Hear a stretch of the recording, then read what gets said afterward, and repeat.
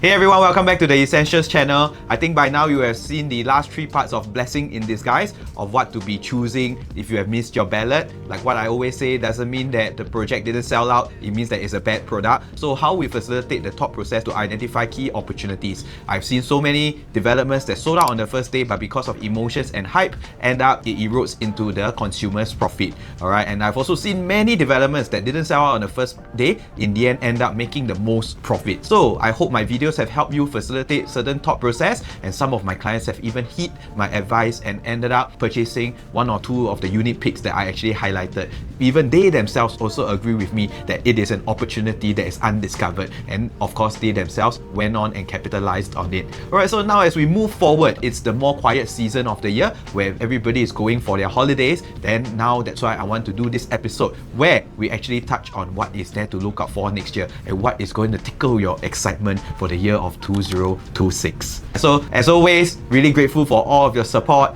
as well as some of you have even reached out to me. Right, continue to like, share and subscribe to support this channel and the YouTube's agreement. Some of you have even contacted me at 9456-9398 to set up a one-to-one consultation. Just like this morning, which is 17th November, I've actually met one of our audiences out there for a consultation, and now they have very clear idea what to do with their scenario. So I really want to touch more lives like this as I continue to grow this community. So remember to like, share and subscribe and click on the link below as I continue to stay motivated to create quality content for all of you out there. Alright, so now moving forward, we have a list of upcoming launches for the 4th quarter of 2025 and the first half of 2026. So total, we have about 15 new launches coming up. It may sound like a lot and spot for choices, but in actual fact, there's not really that much going on, because while we see the breakdown here, we have a total of 15 new developments coming up, 2 of it which is EC, 4 of it which is boutique developments such as Duet at Emily, Pinery Residences, which comprises of less than 30 to 40 units, and then of course we have the 9 condo developments that are coming up.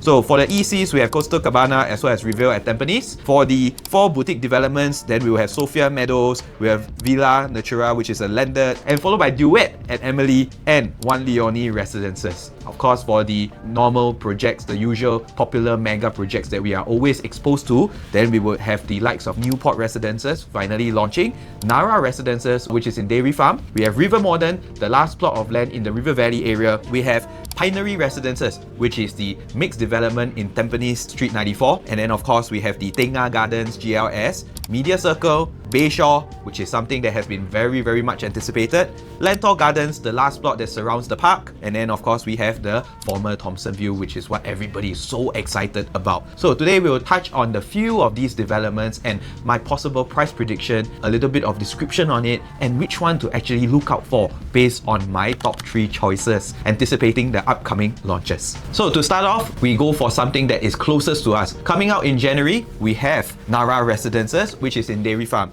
So here's a little bit of the description of the development. This is an OCR development in District 23. It is the West Cluster under the Dairy Farm subzone of Bukit Panjang. Its site area is about 232,500 square feet with a GFA of 488,250 square feet, a plot ratio of 2.2. Total number of units 540. Estimated launch, we have already gotten the estimated date, which is about mid-January, just before Chinese New Year. Right, the land awarded date is from 21st January 2025. So basically, this whole list itself comprises of lands sold in 2025 June and before. Alright, why is it so? It's also because these are the launches that will be able to launch usually 1 year after the land is sold.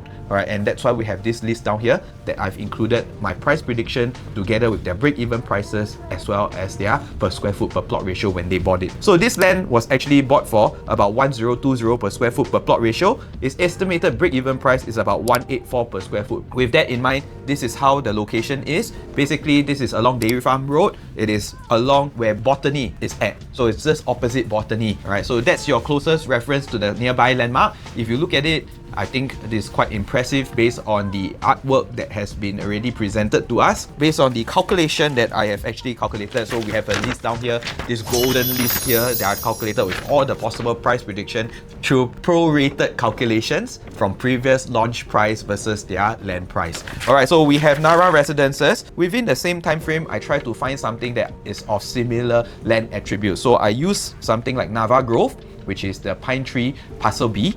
And then of course we have Alta, which is the Clementi parcel as well. So back then these two parcels were sold at 1223 per square foot per plot ratio. Alta was sold at 1250 per square foot per plot ratio. Why I use these two is also because it does not really have an MRT. It's quite ulu in that sense, and also it doesn't really have a mall in the surrounding vicinity. For Narra Residences, at least they still have Dairy Farm Residences to have that commercial element in that area to serve that township. But if you realize, it is still quite a distance walk to the MRT station. So using similar land attributes, I pegged against it and do my prorated calculation. So with that in mind, Nava Grove actually launched at 209 per square foot, and then of course the average per square foot is 2478 per square foot with a highest of 2748 per square foot. And from Alta, we have the starting from 2200 per square foot with an average of 2552 per square foot and 2881 per square foot being the highest. To apply that back to Narra, we will have 1795 per square foot with an average price of 2082 per square foot, 2350 being the highest. If we use the Nava calculation to calculate, then we will have 1842, 2066 and 2291, lowest, average and highest. So if I take the average of both, then probably Narra will be looking to launch at about 1850 per square foot, because that is the estimated break even. And then from there, we go for the average of 2074 and 2320 being the highest, probably for the highest floor. Alright, so to me, for this area itself, it's still going to take a while to continue developing. If we look at the previous track record of how Dairy Farm Residences look like, you would find that actually for the 4 bedrooms itself, like all mass market developments, will have quite a healthy profit of about 593k, 538k, as well as for the 3 bedrooms, then you get the average of about 300 to 350k. I think we have seen better performing 3 bedrooms in other regions and other areas, but why is this a little bit of a slower track record is also because of the distance to the MRT, but the township's development is actually quite slow. We are still waiting for the TOP of Botany, and then finally we need to see how Narra Residences will be like. Right? Why is this so? It's also because the infrastructure phase in this area, there's not really that much going on apart from the Dairy Farm Residences introduction, which has a commercial element to it, but otherwise is there really such a huge population coming in here?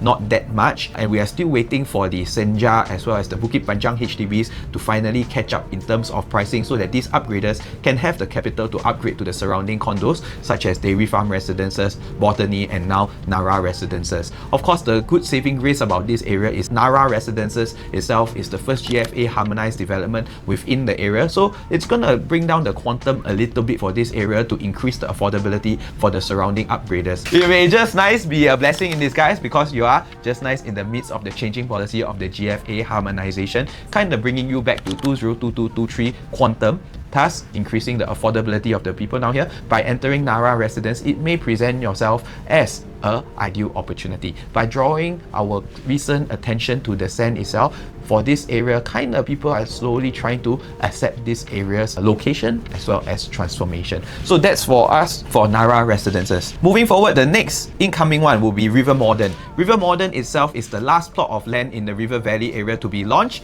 And if we look at that itself, I have my golden paper here again.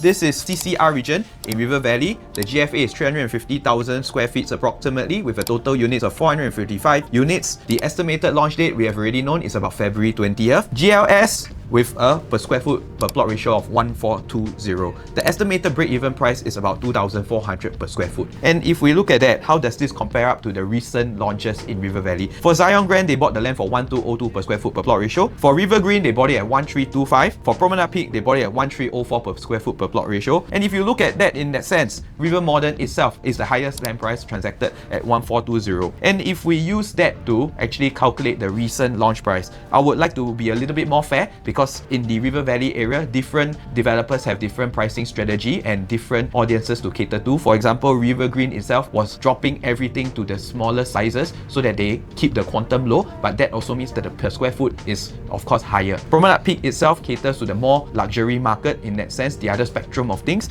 Zion Grand is a mixed development, so it's a totally different league of its own. So each of them have their own characteristics and their own pricing strategy. So to be fair, I'm going to use another development that is going through a similar process of a new township, alright, but it's also the first land plot there. So we have One Marina Gardens. While Marina Gardens itself was actually sold at 1402 per square foot per plot ratio, it was launched at 2770 per square foot, being the lowest PSF, average PSF of 2955, and the highest PSF of about 3310 per square foot transacted. If we do a prorated calculation and apply this back to River Modern's land price of 1420 per square foot per plot ratio, you will get the starting price of about 2800 per square foot, average price of 2992 per square foot, as well as the highest spectrum of about 3352 per square foot. I think given that you are the last plot of land down there, if you are the developer, how would you actually price it? Citing that the high take-up rate that has happened for Zion Grand, Promenade Peak and River Green. So given that the pent-up demand that has been happening in this township, the last launch was actually in 2021, about 5 years ago, which was Well Hill. But ever since then, there wasn't anything launching in the area that is big enough or large scale enough to attract a group of upgraders. So the key thing is this, people also question whether is there really an oversupply in that area. My take is always this. Here I have a slide that shows cases to you. Everybody's concern will be about River Valley's oversupply, but is it really true? I think you have seen in my previous video before that actually I've addressed this concern. Here again, just to refresh your memory a little bit, the total number of units given all that 4 to 5 plots of land is about 2,600 units. Alright, of course maybe the timing of completion, they are all pretty much the same, but isn't that the same at Lentor area? Alright, but the key thing to take note is this, because of this very long time pent up demand, people who has been waiting for River Valley area properties or central area properties, they have been patiently waiting, and finally there is a selection of choices for them to go for, and that's why you see this consistent demand coming in launch after launch after launch. I think River Modern is not going to be any different, because it is going to be the last plot of land, so in a way it does create a little bit of FOMO effect where consumers will feel that if I don't get it, this is my last chance of going in. And also you have a bunch of consumers that actually missed the ballots because of bad queue numbers and didn't get choice unit. River Modern still harbors that little glimpse of hope for them of owning something in the River Valley area before again we go into a launchless gap within this River Valley township. Anyway, what's the demand there? Based on this important question, if you are a HDB owner in Ghim Moh, Tiong Bahru, Kallang, Bidadari and Queenstown, or even Red Hill, alright, where is a good place for you to upgrade to? If I tell you you need to upgrade to a condo but you need to move further out of the city, would that be something that you would want to do as a consumer living in all these RCR HDBs? I don't think so. In fact, that will be considered a downgrade per se. So finally, with the River Valley Township coming in, it forms a progression for the societal ladder. At least these people can have some place to move to that they consider as an upgrade. But in a way, because of the lack of new launches within the central area, within affordable range coming out over the last few years, it also created a bottleneck. People from Hougang or the mass market HDBs who want to upgrade towards the city HDBs can't upgrade. Is also because these city fringe HDB owners have nowhere to go to. Finally now, there is space being created. And finally now, there is a strong enough reason for them to feel compelled to upgrade to, alright, which is the River Valley Township. Alright, so that's why you see here I have a number here. Just consolidating all the Tiong Bahru HDBs, Bidadari HDBs, Kallang as well as Queenstown, we will have a total of 356k population, RCR HDB population. So we say 10% of these 356k upgraders come out. We will need 35,690 upgraders. We divide by 3.11, we will need 11,475 units versus the River Valley Township of about 2,600 units. Is there even enough to go around? You may say, wow, 10% is a huge number for upgraders. Alright, why not we drop it to 5% of the upgraders? You will realize that out of the 356k, there are only 17,845 upgraders. Divided by 3.11, which is the average household size, we will still need 5,737 units. Still almost double the number of units of what River Valley Township is able to offer. But take note, these are only the common RCR HDBs that I've just listed down. There are still a few more other clusters of RCR HDBs like Circuit Road as well as MacPherson that I haven't included inside here. Alright, so is this the first time that we have such big clusters? No, for many townships it's quite common. We have the East Coast Township which has 4,691 units, Hougang which has 6,000 units, Woodleigh, such a small area, but yet we have 5,663 condo units. Pasir Ris, 5,788 units, Flora Drive, 6,318 units. So such a densely populated area in Woodleigh, do we see a lot of profitable transactions? Yes, we do. Alright, down there we have 5,663 units. Now our River Valley Township is only about 2,600 units. Can we see the pattern here as well? Alright, so to me, for River Modern itself, for those that missed the ballots or did not get your choice unit due to bad queue numbers, River Modern may just be your final hope down here of getting into a River Valley area township development. Moreover, I think based on how I understand Google Land's developer strategy, highly likely they will shave off some of the square footage from the sizes. They will likely make smaller sizes units to cater to the quantum to keep affordability in check, but yet provide livable units, alright, for future natural demand. Alright, so now those are the two immediate projects that are coming up, and of course my 2 cents worth on it. To me, Narra Residences is something that if you are looking for the west area and don't really have much choice to go to, I think Narra Residences may well be a lot of pent-up demand in the area, just like how Botany was back then. After first day, Botany was about more than 50 to 60% sold, but back then we still have other choices within the west area. Moving forward, you have checked out the government land sales. The west trending area has actually since then declined. Not much new supply of lands coming up. So if you're looking for somewhere within Central West region or West region, probably Narra Residences is something that you can go for. There's not much supply within the area, whether is it now or the future. For River Modern, you are down to your last plot of land. So if you are a consumer that missed out on the previous 4 to 5 ballots and you still feel that this is the area you want to go for, then yes, pay a little bit more, get what you need to get. I believe Google Land will actually drop the sizes to make up for the higher land price so that they keep within competitive edge as well as higher affordability by keeping the quantum lower for the consumers to absorb it. Alright, so next we have of course Pinery Residences. So this is along the Tampines West subzone area. So this is like the Street 94 one, which actually everybody has been raving about. This is going to be a mixed development coming up in likelihood of February to March. It's actually by Hoi Hub. It's a 230 meters to Tampines West MRT. I think it's going to be closer. It's going to be an integrated development. There is some primary school, which is of course 490 meters to Junyan Primary School. Okay, and of course from there, their per square foot per plot ratio where they were sold at was 1004 per square foot per plot ratio. Estimated break-even price is about 1823 per square foot per plot ratio. So I'm going to use Parktown Residences, this year's February launch. It is also a mixed development, and everybody is of course hyping up about this Pinery Residences. But to me, of course, it's going to be setting a new benchmark for this integrated developments pricing, because if we take a look at Parktown Residences itself, it was actually sold at 885 per square foot per plot ratio for the land, and eventually they were launched at 2146 per square foot with an average PSF of 2369 and the highest PSF of 2605 per square foot. Alright, so Pinery itself, if we do the prorated calculation using the 1004 per square foot per plot ratio, you will realize that this actually pushes up the launch price to about 2434 per square foot with an average of 2687 per square foot and a 2955 highest per square foot likely. So if we do our prorated calculation, that's why you will hear agents on the ground saying that this Pinery Residences, the next mixed development that is going to be coming up in Tampines, is going to be costing you about 23 to 24 per square foot. The land price says it all. And with that in mind, it does really set a benchmark for the surrounding areas integrated development. So my suggestion is, if you still can go into Parktown Residences, Pinery may be the one that is actually going to help pull up. But otherwise, if the Parktown Residences, because I understand that the unit choices are not fantastic, right? There are some facing the bus depot, the interchange, so on and so forth, or facing other developments units, then maybe you might want to wait for Pinery Residences, because again, this is GFA harmonization. The developer itself, Hoi Hub, may actually carve out slightly smaller units so that they can keep the quantum low. But otherwise, if you look at the PSF, it does set a new benchmark down there. I think if you are going for something that is long term and something that you are very accustomed to within the Tampines area, and you only want the Tampines area, then my suggestion is probably you can go into here, because why? Integrated developments have proven to have very, very good track records for the long run.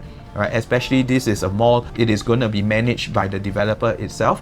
There will be anchor tenants coming in. Your value sustainability is actually going to be very good. But do take note of the slightly higher pricing that will be setting a benchmark for all the OCR developments moving forward. Of course, more in-depth review will be coming up as we head towards the launch date of Pinery Residences. Alright, next, of course, we have Thomson View. This is my much anticipated one. It's also one of my top 3 choices for 2026. In fact, if my wife become PR, this is one of the development that I'll confirm go for as long as she can make it.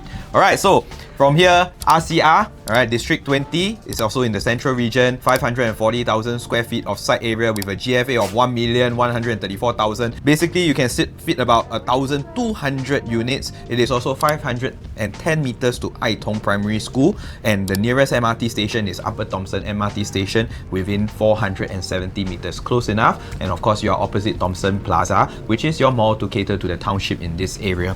So Thomson View, based on the per square foot per plot ratio, which is about 1178, I mean, I think you will see that this is a very ideal location. And from there, the last time round where we see very successful development will actually be Jadescape itself. Alright, so this developer itself is by UOL Group and Capital Developments, the one that actually brought you the most recent Sky. And that's why I'm going to use that to actually peg it against how Thomson View is going to be launched at. Alright, so we have the per square foot per plot ratio of 1178. For Sky, they bought the land price at 1285 per square foot per plot ratio.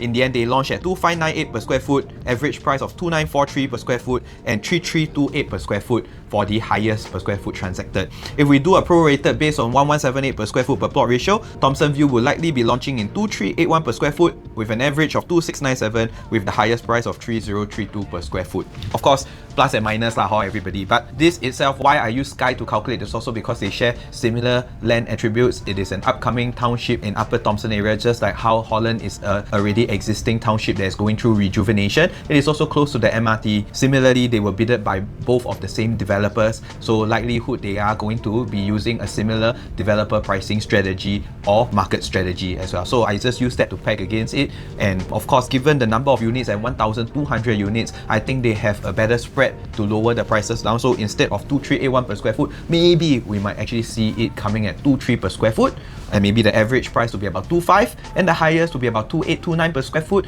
But in that sense, it is a very nice plot of land surrounded by a lot of greenery, very livable land, especially with the current Upper Thomson line that is a TEL line. It is going through infrastructure phase, and that's why you see a lot of changes going through. It is also part of the North-South corridor route, and with that in mind, it does have a multifaceted transformation aspects that is contributing to this area as well. So in a way, just nice you are in the midst of the changing policy of the GFA harmonization, because just nice Thomson View happens to be an en bloc that was about 1.5 years ago because of certain conflicts and disputes in court, and that's why we are only seeing it now. So in a way, you do go back in time a little bit based on the previous land prices to capitalize on based on their launch prices as well. Alright, so this is something to look out for. First of all, transformation is in the infrastructure phase. Second of all, the land price is being sold at quite a relatively good price due to its en bloc status, and you can see from here 1178 per square foot per plot ratio is even cheaper than the recent Little India's land price of 1450 per square foot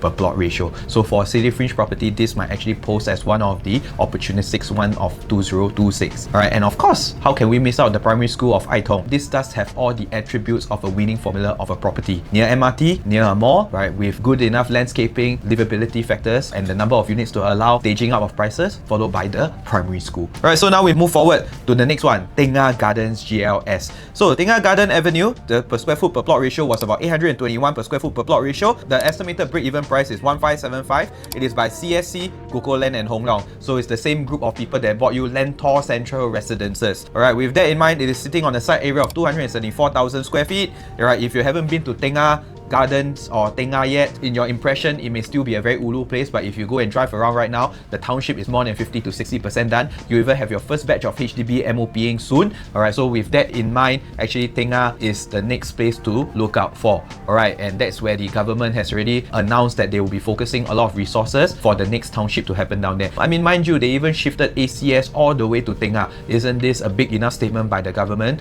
that they are going to make Tengah work? Alright, and with that in mind, we do a prorated calculation using Norwood Grand. Norwood Grand was sold at 904 per square foot per plot ratio with the launch price of 1895 per square foot with an average price of 2079 and the highest PSF of 2252. We do a prorated based on Tengah Gardens 821 per square foot per plot ratio. You will actually be getting a starting price of about 1721, average of 1888, as well as the highest probably at 2000. So in a way, this is back to the school of thought of cheapest, largest in the entire Singapore. It may look ulu to you, but judging from the likes of Treasure at Tampines, Riverfront Residences, where all the 4 and 5 bedrooms averagely made about 800 to 1 mil.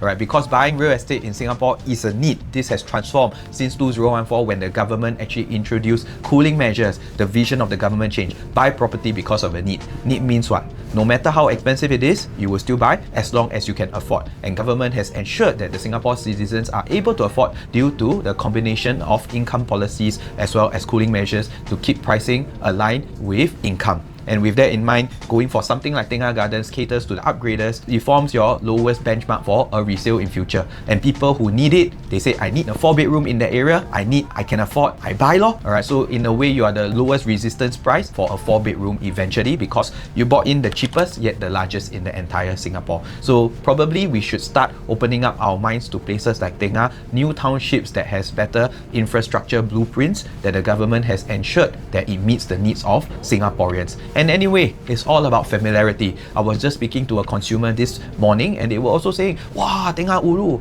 Wow, but actually people stay in Woodlands. I also say Woodlands Ulu. But it's all about familiarity. Wherever you grew up in, that is your township, is not Ulu anymore. Alright, because why? Familiarity makes a difference. I also say Pasir Ris, Tampines is far, but because I didn't grow up there, I grew up in Yio Chu Kang, Lentor area. So when Lentor first came up that time, I was saying, wow, Lentor is so good, because why? It's somewhere that I grew up in for the first 13 years of my life. I'm familiar with the area, but you know how many people say that Lentor is so Ulu?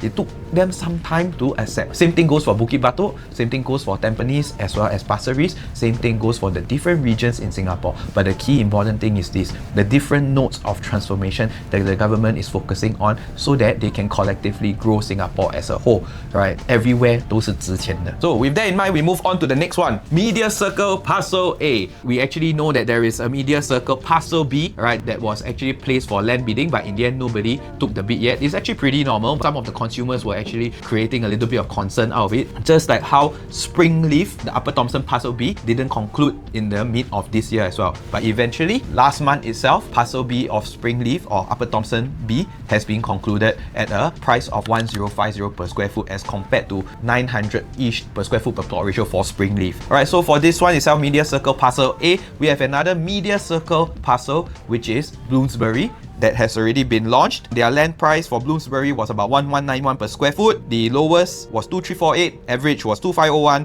and the highest is 2716. Media Circle A, the land parcel was sold at 1037 per square foot per plot ratio. If we do a prorated calculation, it's actually probably 2044, 2177 for the average, and 2364 for the highest. Of course, for the Media Circle Parcel A, why it does cost a little bit cheaper, and then you may think it's going to pull down price, is also because Media Circle Parcel A is pure residential, but the one at Bloomsbury, there is a commercial element within it, and that's why you will see like there is a slight difference in land price. But to me, I feel that their launch price shouldn't differ too much, because why? They are by Qingjian. So if you are Qingjian itself, you wouldn't want to betray the trust of all the consumers who bought into Bloomsbury. And of course, if you are Qingjian itself, if the market is going to be commanding a certain pricing for ASEA, naturally you would sell it based on the prevailing market. Just because you got the land cheap doesn't mean that you will sell a lot cheaper. Alright, so in a way, don't worry. For those who bought in at Bloomsbury, definitely you got a very, very good development. In fact, because the next development is Qingjian, and that's why they will naturally make sure that they want to restore the confidence of their consumers that bought Bloomsbury. So you don't have to worry that the next plot is going to be selling cheaper. Okay, so next we have Bayshore. Alright, this is the one that has been much anticipated. This is also a car light zone,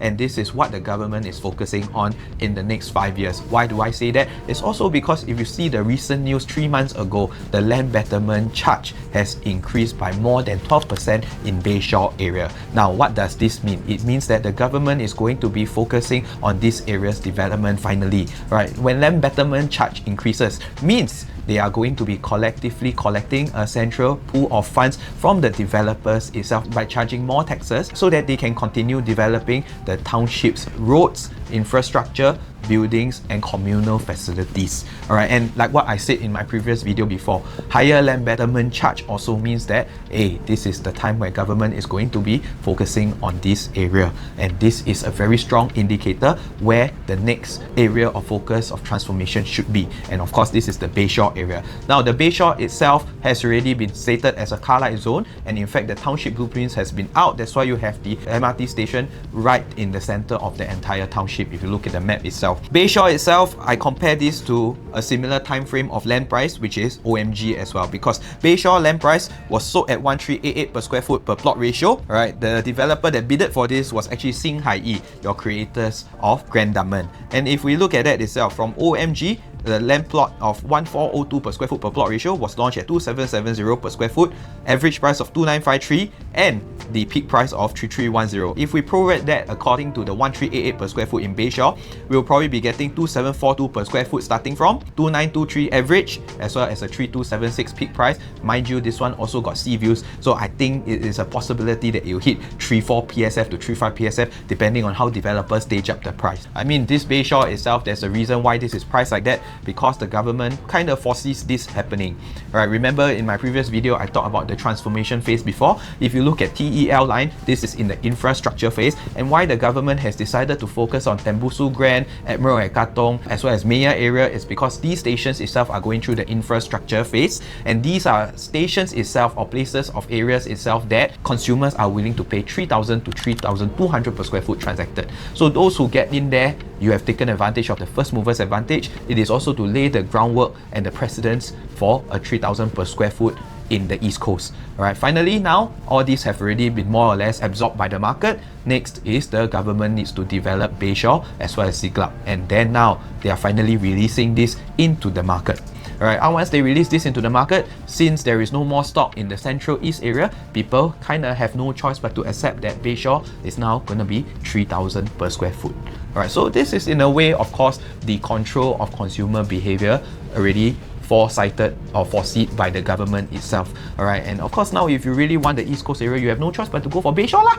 If not, you go for the city area properties. Alright, but in a way, this Bayshore GLS was sold before the land betterment charge increase. So in a way, you still have a 10 to 15% leverage and opportunity for you to take advantage of. Alright, depending on how this developer is going to cut up the units as well as the developer pricing strategy, you may be able to get something at 2.5 to 2.6 per square foot, but probably your facings will not be spectacular. Alright, of course, once you get slightly better facings, then you need to be accustomed about 2.8 to 2.9 per square foot. Alright, but of course, we need more info to determine this. As the time continues to transpire, I will have more info and I'll do my project reviews for you. Alright, to wrap up the entire understanding of the first half 2026 new launches, there is one more, which is Lentor Garden Residence by Kingsford Water Bay. So the land price was 920 per square foot per plot ratio. I'm going to draw reference from Lentor Central Residences, the plot of land that is directly opposite it.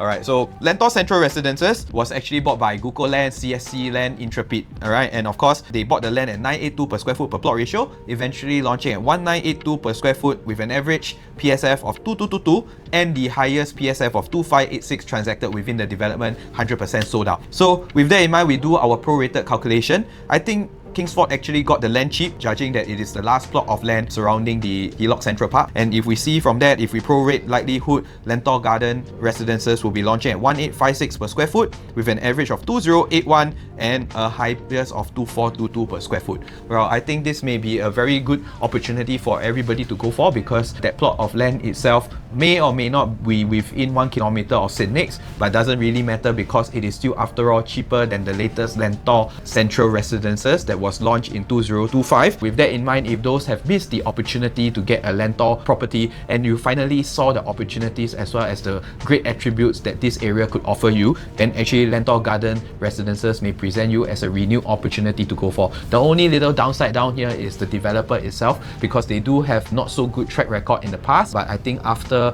the government scrutiny and all, they have since improved their products and they have proven that they are here to stay with the multiple land bids that have been happening. Recently, they last bidded for a Teluk Blangah area development, which is in line with the Greater Southern Waterfront transformation and the Belaya Walk HDBs. So with that in mind, I think we will still be seeing more of Kingsford. If you haven't seen their latest project, which is One Marina Gardens, they have actually improved a lot in terms of building quality, and I think they are finally able to understand what the government in Singapore is looking for. I think the first time when they came into Singapore, that time they weren't sure of the government standard, and that's why you have the news of Kingsford Hillview Peak as well as Kingsford Water Bay. All these can be searched on Google, but otherwise there were quite a fair bit of improvements moving forward from Normanton Park itself. And finally, One Marina Gardens, if you haven't been down to see the show flat, you will realize that actually their designs have been a lot more modern, and the quality of finishing is a little bit better as compared to what it was before. So if you have missed the opportunity within Lentor itself, I think this is a good renewed opportunity to be looking out for, especially there is a possible factor that it may be within 1 kilometer of St. Nick's Primary, but that again remains to be seen. Alright, so now comes the final verdict. Of course, as time continues continues to transpire, we will receive more information from the respective developers and we'll be able to make a more accurate analysis on this. But based on what I'm seeing right now, Thomson View is my number one choice given the land size, given the possible unit distribution,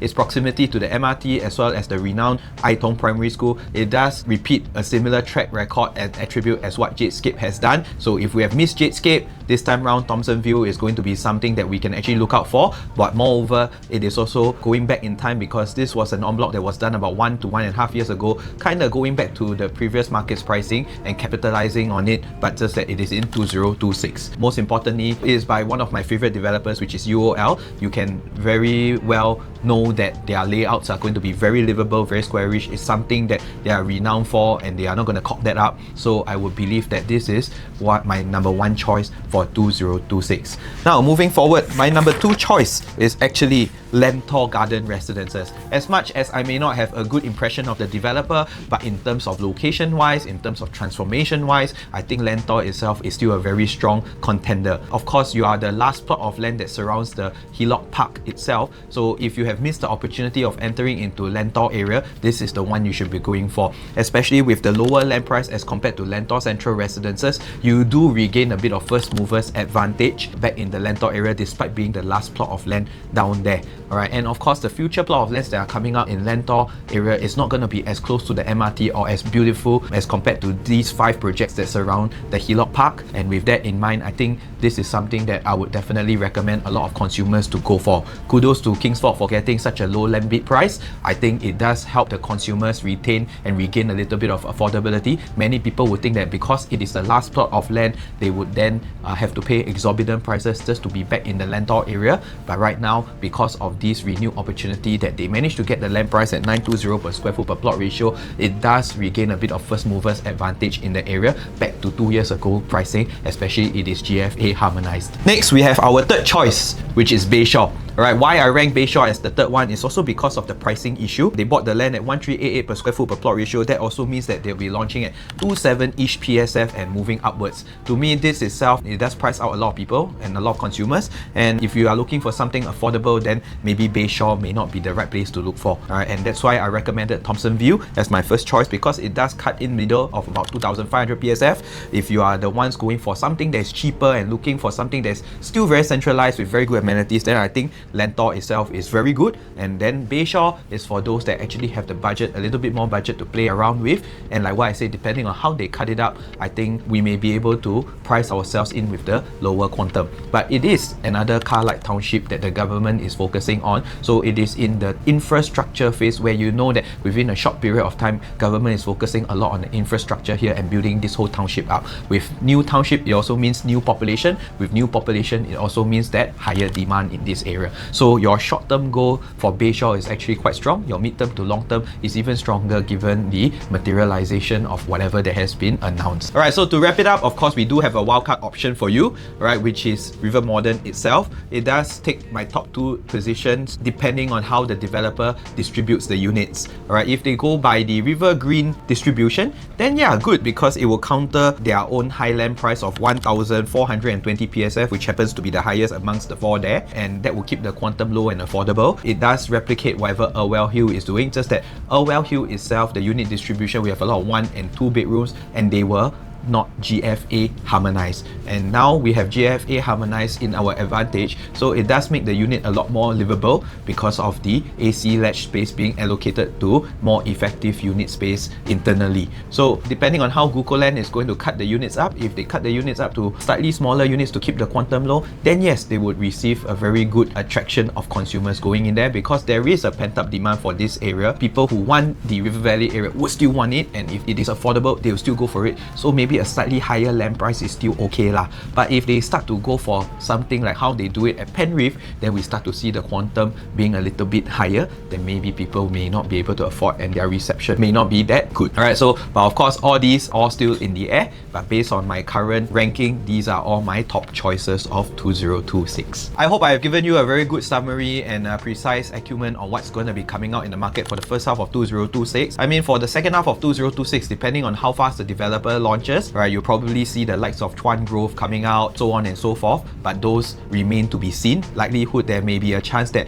these will only be launching in the first quarter of 2027. So next year you actually will see quite a big gap of launchless periods, and I think next year resale is definitely going to move because buying property in Singapore is still a need. So if they see that there's not much new development to capitalize on, then maybe the consumers will start to shift their demand to resale. And also another second factor to take note is we are heading towards the end of the changing policy. Right, back then, because of this new policy called the GFA harmonization, of course the government has made careful calculations with the changing policies. They allow land prices to be sold cheaper, but when developer launch, they will not be launching cheaper than what was sold before. Alright, so that maintains the stability of prices. It may be the same price as the resale prices, but definitely not lower than before that was sold. Alright, so in a way itself, we are coming to the end of this changing policy. We are starting to see land prices normalize. We see Dorset's land price, which is in Little India, at 1338 per square foot per plot ratio, which is already higher than Zion Grand's 1250 per square foot per plot ratio.